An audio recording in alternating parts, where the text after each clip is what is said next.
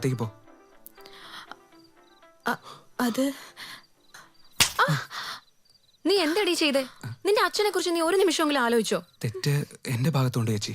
നിന്നോട് ഞാനിപ്പോ ഒന്നും പറയുന്നില്ല. ഓരോ തോന്നിവാസങ്ങൾ. ചേച്ചി നിർബന്ധിച്ച് സമ്മതിപ്പിച്ച കല്യാണമല്ലേ ഇത്?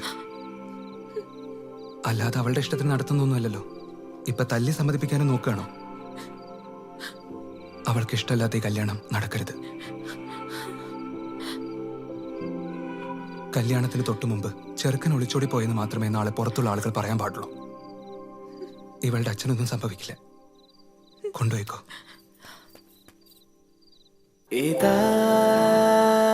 ഇരവുകളൊഴുകണനേരം നിലാമൊഴി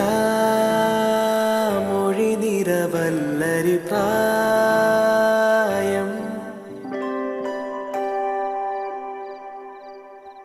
എന്താണ് ഒരു കൺഫ്യൂഷൻ? എനിക്കൊന്നും മനസ്സിലാവും.